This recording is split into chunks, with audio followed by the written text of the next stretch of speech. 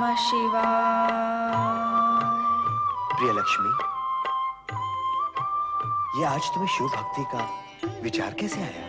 महाप्रभु, आपको ध्यान मग्न देख मैं संसार भ्रमण के लिए चली गई। संपूर्ण जगत में जहां भी देखो शिव की महिमा ही छाई हुई है।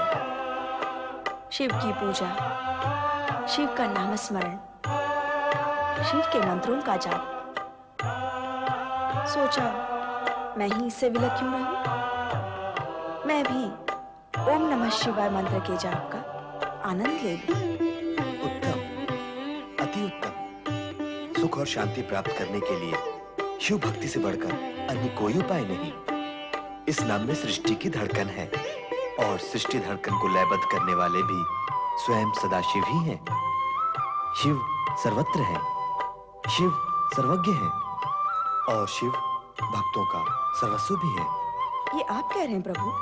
आप जो जगदीश्वर है, विश्व के पालन करता है? मैं जगदीश्वर और सृष्टि का पालन करता अवश्य हूँ, किंतु सदाशिव के इच्छानुसार ही मैं अपना कर्तव्य पालन कर रहा हूँ। मैं और ब्रह्मा दोनों ही उनकी कामना के फल हैं। ये शाश्वत सत्य है कि सदाशिव ही सृष्टि के सृजक, पालक और संहारक हैं। जिस प्रकार शिव की इच्छा से ही समुद्र मंथन हुआ, तुम्हारी उत्पत्ति हुई और तुम मुझे पति रूप में प्राप्त कर सके। जन जन को धन वैभव की प्राप्ति तुम्हारी ही कृपा से होगी। उसी प्रकार कोई भी भक्त मेरी आराधना करते हुए शिव की स्तुति नहीं करेगा, उसे मेरी कृपा और प्रेम कभी भी प्राप्त नहीं होगा। आपके मुख कमल से शिव महिमा सुनकर मेरा जीवन सफल हो गया। मैं सदा पत्नी धर्म का पालन करूंगी, आपका नामस्मरण करूंगी, जैसे आपके परम भक्त नारद करते हैं। नारायण नारायण नारायण नारायण। प्रणाम परमपिता, आपने मेरा स्मरण किया। हाँ, इस हेतु कि मेरा यह मानस पुत्र आदेशित कार्यों को नाम एवं प्रकाश से भी बढ़कर त्वरित गति से करता है। तुम देवलोक के दूर संचालक। नारायण नारायण। सब नारायण की कृपा। मेरी प्रशंसा तो हो चुकी, अब कार्यादेश भी दे दें तो उचित होगा। हे नारायण, तुम उस क्षण के स्वयं साक्षी हो जब समुद्र मंथन से विष निकला, हाहाकार मच गया। विष के प्रभाव से सारी सृष्टि को बचाने के लिए करुणा सागर शिव हलाल पान करके नीलकंठ कहलाए। भगवान शिव तो भक्त वत्सल हैं। उन्होंने अपने भक्तों को ही नहीं, जन जन को, सभी जीवित प्राणियों को विष के कुप्रभाव से बचाने के लिए हलाहल पान किया। यदि वे हलाहल पान न करते तो आज सृष्टि का अस्तित्व ही न होता। परंतु ये तो सत्य, किंतु सदाशिव के हलाल पान के पूर्व ही पर्याप्त विष वातावरण में घुल मिल गया था। प्रदूषण के चिन्ह यहां वहां वातावरण में दृष्टिगोचर भी हो रहे हैं। प्रकृति और जीवों की सुरक्षा के दृष्टिकोण से इस प्रदूषण को मिटाना अति आवश्यक है। यही सोचकर मैंने एक महान यज्ञ का आयोजन निश्चित किया। परंपिता, ये यज्ञ कहाँ संपन्न होगा? यह यज्ञ प्रयाग की पवित्र भूमि पर होगा। इसमें भाग लेने के लिए सभी देवी देवताओं और ऋषि मुनियों को आमंत्रित करने की मेरी अभिलाषा है और आमंत्रण देने का महत्वपूर्ण कार्य मैं तुम्हें सौंपता हूं। हे परमपिता, इतने महत्वपूर्ण कार्य का इस अकिंचन नारद को सौंपना ये दर्शाता है कि आपके मन में मेरे प्रति कितनी कृपा और स्नेह है। आपके इस स्नेह और कृपा का मैं सदा के लिए आभारी हूँ। इसमें आभार की कोई आवश्यकता नहीं है। ये महत्वपूर्ण कार्य हमने तुम्हें इसे सौंपा है क्योंकि श्री हरि कृष्ण के परम भक्त होने के नाते तुम सबके प्रिय हो। तुम्हारा कोई कुछ नहीं बिगाड़ सकता। तुम इतने वाक पटु एवं चतुर हो कि कठिन से कठिन कार्य की सहजता से पूर्ण कर देते हो। सब आपके आशीर्वाद का परिणाम है। परमपिता, अब मुझे आज्ञा दी। नारायण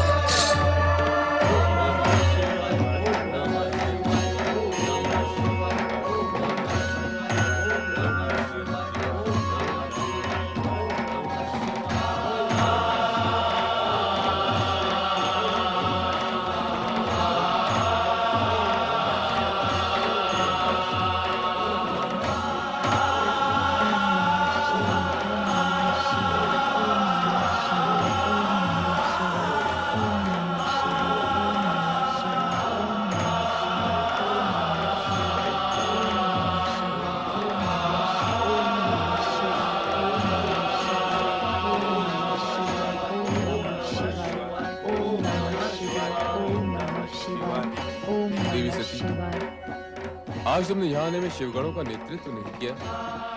स्वामी, आपके चिंतन में ऐसा खोई थी कि समय का ध्यान ही नहीं रहा। मैं क्षमा चाहती हूँ। जब हमारे चिंतन कर रही थी तो उसमें क्षमा की कोई आवश्यकता नहीं। हे प्रभु शिवशंकर, आज आपसे पूछने की कुछ मन में जिज्ञासा जाए। जिज्ञासा का समाधान अवश्य होगा। पूछो, क्या पूछने के इच्छुक हो? अभी अभी माता सती ने कहा कि वो आपका चिंतन कर रही थी। आप तो सदा समाधि में लीन रहते हैं। क्या आप भी उसी का ध्यान कर रहे थे जिसका चिंतन माता कर रही थी? नंदी के इस प्रश्न का उत्तर तुम ही दो सती। संसार के सभी प्रश्नों का उत्तर तो आपके पास है प्रभु। मैं तो केवल आपका चिंतन कर रही थी। आप किसके ध्यान में खोए रहते हैं इसका मुझे ज्ञान नहीं। तो नंदी को यह बता दो कि तुम मेरा चिंतन कैसे कर रही थी, किस प्रकार से तुम अपने मन में मुझे निहार रही थी। स्वामी, आपने मुझे बताया था कि शिव और शक्ति अभिन्न है और मैं स्वयं शक्ति का अवतार हूँ। परंतु क्या देवी, क्या तुम्हें मेरे कथन पर संदेह है? आपकी बातों पर संदेह कैसा? मेरे मन में भी वही प्रश्न जागा था जो नंदी के मन में जागा है। प्रभु, जब मैं स्वयं आपके पास हूँ तो आप आंखें बंद करके किसका ध्यान करते रहते हैं? हाँ भोलेनाथ, माता वही पूछ रही हैं जो मैं पूछने का इच्छुक हूँ। नंदी, सती, जब हमारी आंखें बंद होती हैं तब हमारे सम्मुख होती है सदाशिव की ज्योति। वो ज्योति जो सृष्टि का निर्माण और संहार करती है। यही ज्योति शिव ज्योति के नाम से भी जानी जाती है तथा ब्रह्म ज्योति के नाम से भी प्रसिद्ध है। परमात्मा की उसी उज्जवल ज्योति का ध्यान योगी जन करते हैं। नारायण नारायण। हे महेश्वर, माता सती, नारद का प्रणाम स्वीकार हो। आओ नारद, अधिक समय के पश्चात दर्शन किए। हे महेश्वर, क्षमा कीजिए। आपकी इच्छा के बिना मैं आपके दर्शन के लिए कैसे आ सकता हूँ? आज आपने मेरा स्मरण किया और मैं आपकी सेवा में उपस्थित हूँ। देवर्षि, आज प्रभु ने आपका स्मरण किया। देवी सती, नारद की शब्द शैली से भ्रमित होकर सुनने वाला सोचता ही रह जाता है। महेश्वर, ये आप मेरी निंदा कर रहे हैं या प्रशंसा? मैं समझ नहीं पाया। हम तो सदा तुम्हारी प्रशंसा ही करते हैं नारद। अब बताओ, यहाँ किस विशेष उद्देश्य से पधारे हो? महेश्वर, इस समय तो मैं परमपिता ब्रह्मा जी का दूत बनकर आया हूँ। नारायण नारायण। ब्रह्मदेव की दूत? हाँ माता, परमपिता ब्रह्मा जी ने निश्चय किया है कि समुद्र मंथन से होने वाले प्रदूषण से मुक्ति हेतु एक महायज्ञ का आयोजन किया जाए। अति उत्तम विचार है ब्रह्मदेव का। कहाँ होने जा रहा है ये महान यज्ञ? प्रयाग की धर्म भूमि पर परमपिता ब्रह्मा जी ने यज्ञ हेतु आपको सादर निमंत्रण भेजा है।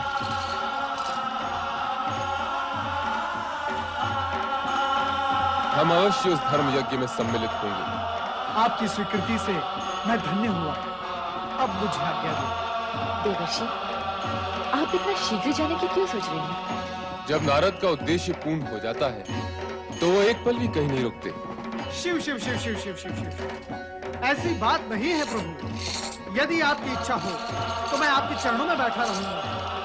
परंतु अब ये परंतु कैसा? परंतु इस समय मुझे कई महानुभावों को प्रयाग यज्ञ का निमंत्रण देने के लिए जाना है।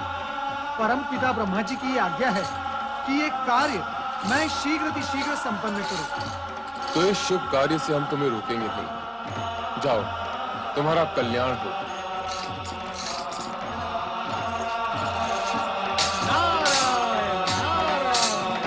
स्वामी, यदि आज्ञा हो तो कुछ पूछो। क्या अब भी कोई प्रश्न शेष रह गया है? स्वामी, क्या प्रयाग यज्ञ में मैं भी आपके साथ सम्मिलित हो सकती हूँ? एक ओर महायज्ञ, दूसरी ओर पुण्य स्थली का तरस परस, दो पुण्य के कार्य एक ही साथ हो जाएंगे स्वामी। नहीं देवी, बिना निमंत्रण कहीं जाना उचित नहीं। यदि उचित समझते तो ब्रह्मदेव अवश्य संदेश भेजते। परंतु पिता ब्रह्मदेव ने इस यज्ञ के लिए भोलेनाथ के साथ मुझे निमंत्रण क्यों नहीं भेजा? क्या मैं इस योग्य भी नहीं कि इस महान यज्ञ में सम्मिलित हो सकूं? ओम पराय परम तत्वाय स्वाहा। ओम पराय परम तत्वाय स्वाहा। ओम पराय परमात्मने स्वाहा। ओम पराय परमात्मने स्वाहा। ओम पराय परमात्मने स्वाहा। ओम पराय परमात्मने स्वाहा।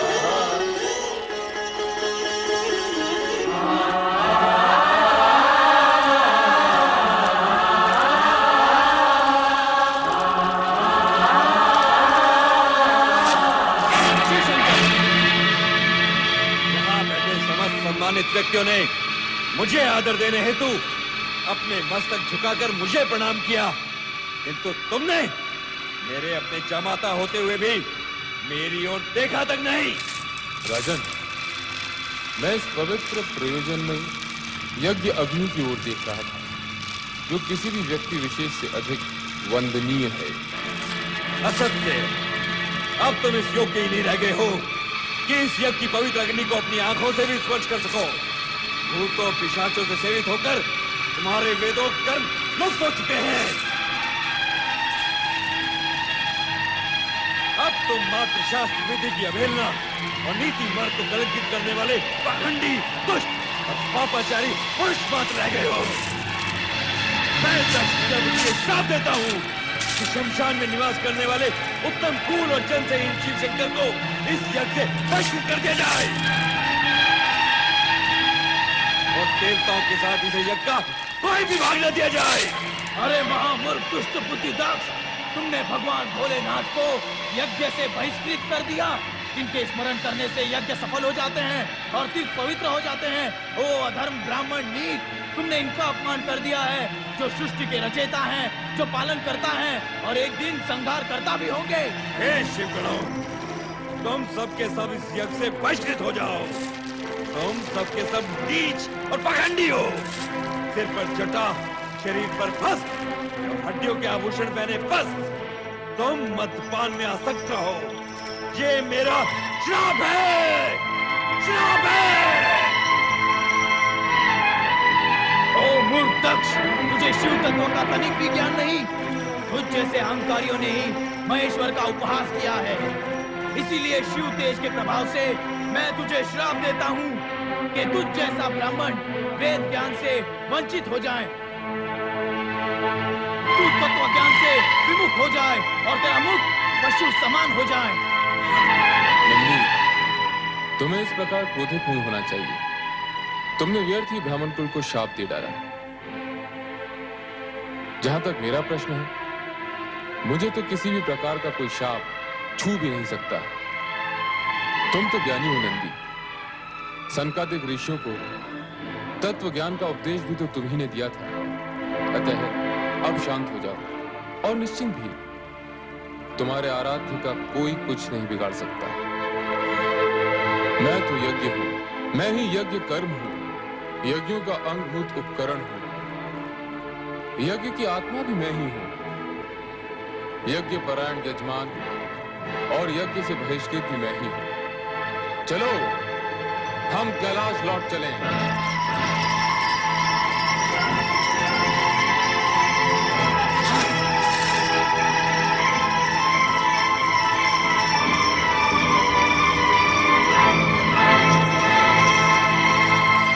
पुत्र दक्ष, यज्ञ पूर्ण करो। इतना सब कुछ हो जाने के उपरांत इस यज्ञ का आरती क्या रह गया पिताश्री? मेरा चित्त यहाँ से हट चुका है। दक्ष, पुत्र दक्ष, दलित सुनो। चराचर जगतपति शिव शंकर का अपमान करके पुत्र दक्ष ने उचित नहीं किया। अकारण क्रोध का परिणाम अच्छा नहीं होता। क्या हुआ राज? क्या बात है? आप तो यज्ञ में गए थे। यज्ञ के अनुष्ठानों के उपरांत तो चित्त शांत हो जाता है। और आप स्वास्थ्य तो ठीक है ना स्वामी? कहे तो राज वैद्य जी को- मुझे कुछ नहीं हुआ। दक्ष प्रजापति को कुछ नहीं हो सकता। सर्वनाश के दिन तो आ गए हैं उस अहंकारी भूतनाथ के, जिसने आज भरी सभा में मेरा अपमान किया है। आप जामाता जी की बात कर रहे हैं? क्या किया है उन्होंने जो आप क्रोध में बिफरे जा रहे हैं? क्या नहीं किया उसने? भूत प्रेत निशाचरों के साथ शमशान में रहने वाले उस औगड़ शिव का दुस्साहस तो देखो। बड़े बड़े देवताओं और ऋषि मुनियों ने जिस दक्ष का अभिवादन किया हो, उसी की उपेक्षा कर डाली उसने। गणमान्य विद्वान या महत्वपूर्ण व्यक्ति के रूप में न सही, ससुर के रूप में तो मुझे नमन कर ही सकता था।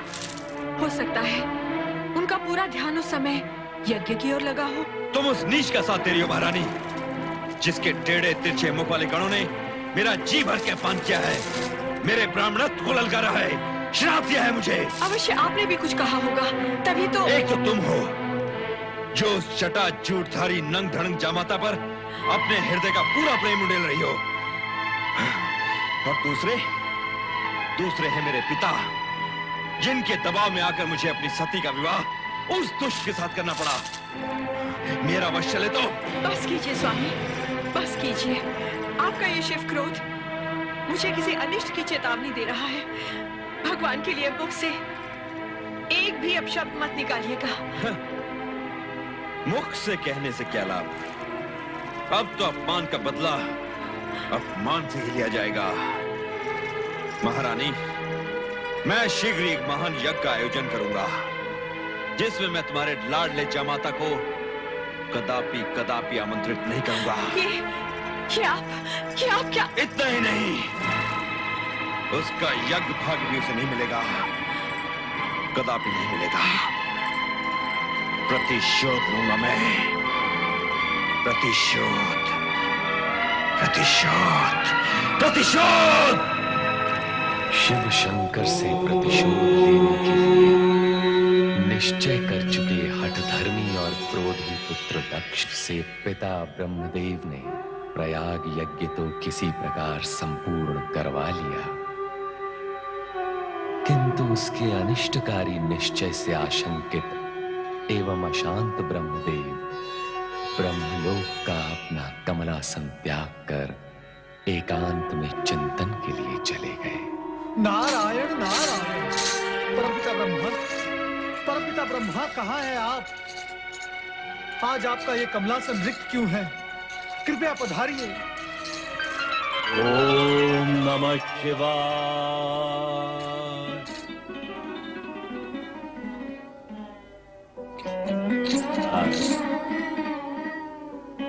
प्रणाम परमपिता। क्या बात है, तुम इतने व्यग्र क्यों हो रहे हो? आश्चर्य तो इसी बात का है कि आप व्यग्र नहीं हैं। आपके द्वारा आयोजित प्रयाग यज्ञ में इतना बड़ा अपमान और शापकांड हुआ और आप शांत हैं? और परमपिता, आप मुझे ये बताएं कि आप अपना आसन छोड़कर कहां चले गए थे? किसी अनिष्ट की आशंका से बचने के लिए एकांत में चिंतन कर रहा था नारद। परमपिता, आपका ये कमलासन चिंतन का ही तो केंद्र है। चिंतन के लिए यहाँ से अदृश्य होने का प्रयोजन? ये तो मैं तुम्हारी पुकार पर चला आया, अन्यथा मुझे यहाँ से कुछ समय के लिए अदृश्य रहना था। परमपिता, इसका कारण? पहले मेरे इस प्रश्न का उत्तर दो कि तुम स्वयं प्रयाग यज्ञ के संदेशवाहक होकर भी प्रयाग यज्ञ में उपस्थित क्यों नहीं हुए? नारायण नारायण। परमपिता, आप मेरी विवशता समझ सकते हैं। श्री हरि विष्णु ने जब यह आशंका व्यक्त की कि उस यज्ञ में कुछ अनिष्ट होने जा रहा है, तो उनकी आज्ञा अनुसार मैं वहां उपस्थित नहीं हुआ। परमपिता, अब आप ही बताएं कि भगवान शिवशंकर का अपमान मैं कैसे देख सकता था? आप समझा। परमपिता, एक बात मेरी समझ में नहीं आई। कौन सी बात? आपने भ्राता दक्ष को भगवान शिवशंकर का अपमान करने से रोका क्यों नहीं? इस हेतु कि वो भभूतधारी औगड़ नाथ अपमान और शाप के योग्य ही है। नारायण नारायण। ऐसा अशुभ बोलकर अपने सर्वनाश को आमंत्रण न दो भ्राता दक्ष। सर्वनाश? सर्वनाश तो उसी का होगा जो सर्वनाश के योग्य है। हम दक्ष प्रजापति हैं, सारी प्रजा के पालन करता। हमारा अपमान करने वाले को अपमान का दंड भुगतना ही होगा नारद। दक्ष, क्रोध के आवेश में आकर तुमने यज्ञ भूमि में जो अनर्थ कर डाला, उसका तुम्हें तनिक भी दुख नहीं है। अब क्या क्या करने आए? परमपिता, हम यहाँ आए दक्ष यज्ञ के निमंत्रण हेतु। दक्ष यज्ञ? कैसा दक्ष यज्ञ? परमपिता, आपने अपना वो यज्ञ हमसे बलपूर्वक पूर्ण करवाया, उससे हम संतुष्ट नहीं है। इस कारण हमने निश्चय किया है कि दक्ष भूमि कनखल में एक महान यज्ञ का आयोजन किया जाए। नारायण नारायण, इस यज्ञ का प्रयोजन? नारद, ये आवश्यक तो नहीं कि हम तुम्हारे हर प्रश्न का उत्तर दें, परंतु यदि आयोजन का कारण जानना ही है तो सुनो। दक्ष यज्ञ का आयोजन करके हम शिव को सदा सदा के लिए सभी यज्ञों से बहिष्कृत कर देंगे। हम इस यज्ञ के द्वारा शिव से अपने अपमान का प्रतिशोध लेंगे। दक्ष, शिव तो साक्षात परम ब्रह्म है, तुम उन्हें क्या बहिष्कृत करोगे? ऐसा अनुचित विचार भी अपने मन से निकाल दो। हमारा ये विचार ही नहीं, अटल निश्चय है परमपिता। हम अभी अभी श्री हरि विष्णु को निमंत्रण देकर आ रहे हैं और हमने उन्हें ये शपथ दिलाई है कि उन्हें हमारे इस यज्ञ में सम्मिलित होना ही होगा, जिसमें कैलाशपति शिव का कोई स्थान नहीं होगा। परमपिता, नारायण नारायण, भगवान शिव महेश्वर होने के साथ साथ आपके जमाता है और आपकी पुत्री सती के पति भी। उन्हें आप यज्ञ से बहिष्कृत कैसे कर सकते हैं? तुम चुप रहो नारद। हाँ? हमने शिव को इस यज्ञ से ही नहीं, अपने जीवन से भी बहिष्कृत कर दिया है। पिताश्री, आप समय से पूर्व यज्ञ में पहुंचकर पूरी व्यवस्था का संचालन कीजिए, हम यही कहने आए हैं। प्रणाम पिताश्री। नारायण नारायण, इतना क्रोध, इतना अभिमान, अवश्य दक्ष प्रजापति के सर पर दुर्भाग्य मंडरा रहा है। शिव के प्रति तीव्र रोष उन्हें कहीं का नहीं रखेगा। परमपिता, मेरी आपसे प्रार्थना है कि उस यज्ञ में आप सम्मिलित न हो।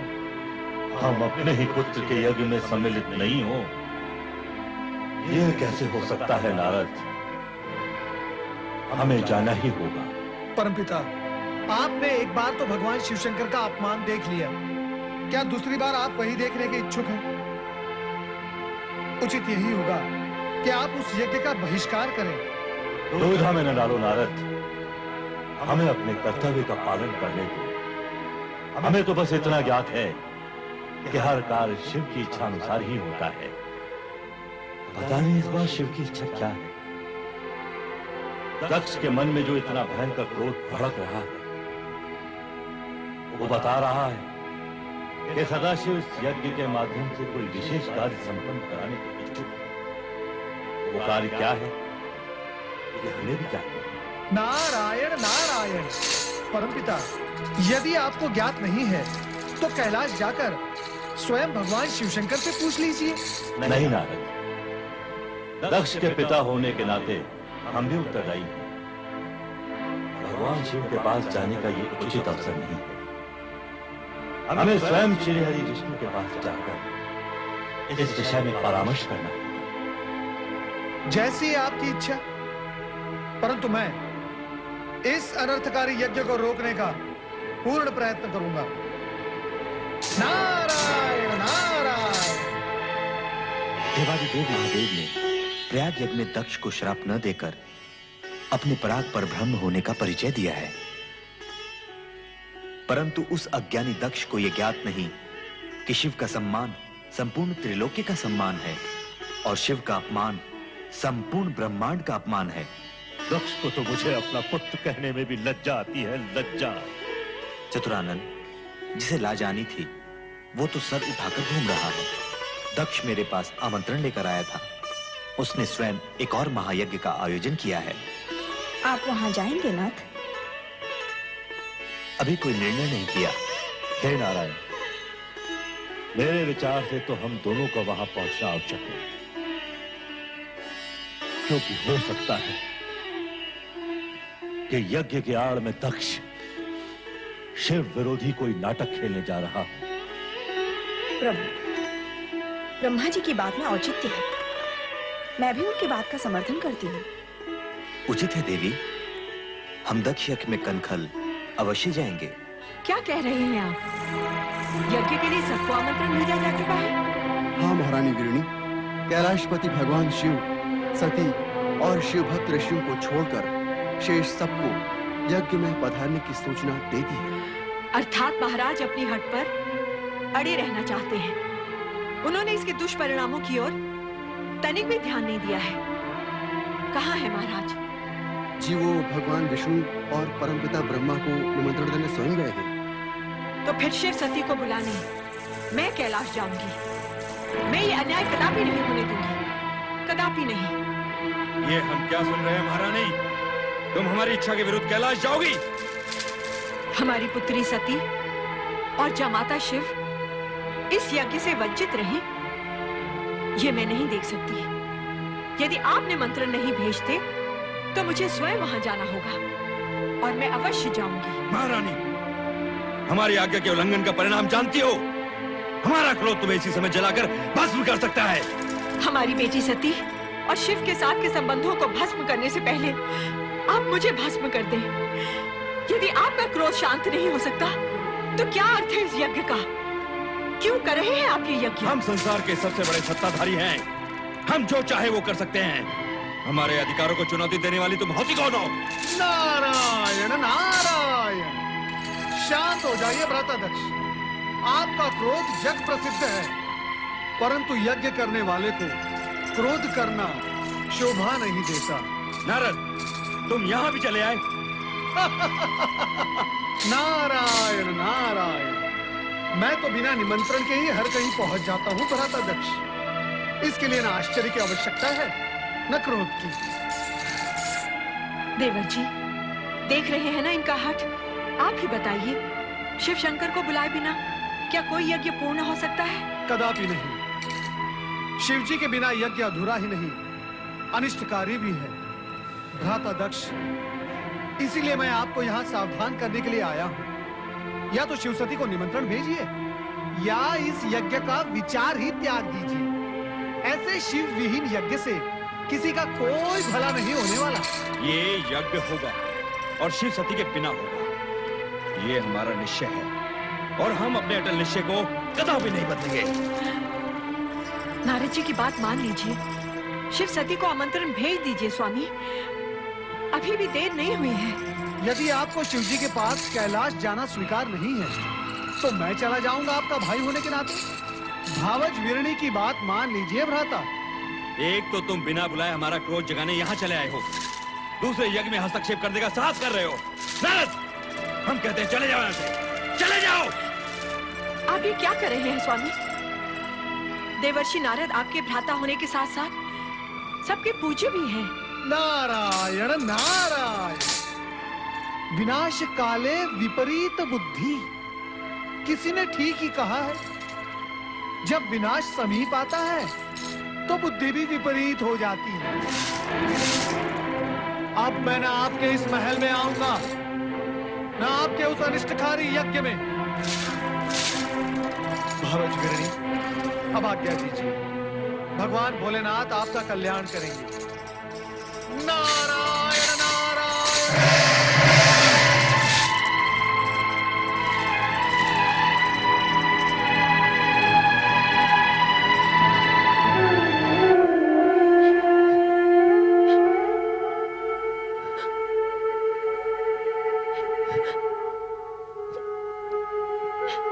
सती, तुम यहाँ अकेली क्यों बैठी हो?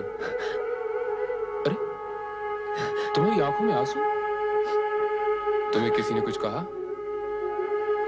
तुम्हारा स्वास्थ्य तो ठीक है ना? इतनी बड़ी बात हो गई और आपने मुझसे छिपाई, मुझसे, अपनी अर्धांगिनी से। किंतु यदि नंदी न बताता तो मुझे ये ज्ञात ही न होता कि मेरे पिताश्री ने उसी पर इतना विश्वमन कर डाला जिसने सृष्टि के हित को ध्यान में रखकर विष को अमृत समझकर पी डाला। क्या उन्होंने ये तक नहीं सोचा कि स्वयं एक शूद्र सी चींटी होते हुए मेरे आकाश नापते पर्वत से स्वामी से टकराने का फल क्या हो सकता है? विसार दो सती, विसार दो सारी कड़वी बातें जैसे मैंने विसार दी। कड़वाहटों के स्मरण से मन मस्तिष्क दूषित हो जाते हैं। तुम्हारा सदा प्रसन्न रहना ही उचित है। सती, भगवान शिव शंकर को चंद्र का प्रणाम। अरे सती, तुम यूं ही खड़ी हो?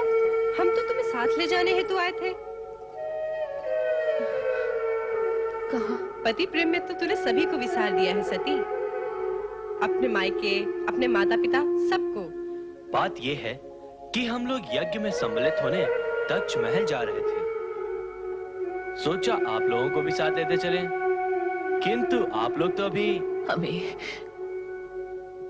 हमें पिताश्री ने निमंत्रित नहीं किया।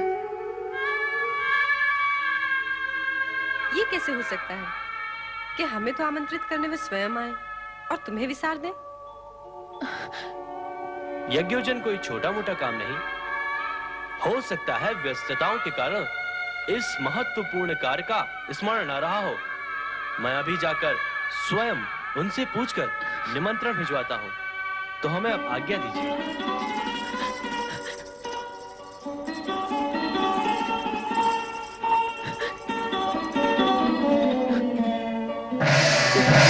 अनुचित व्यवहार ने मेरे हृदय को व्यथित कर दिया है।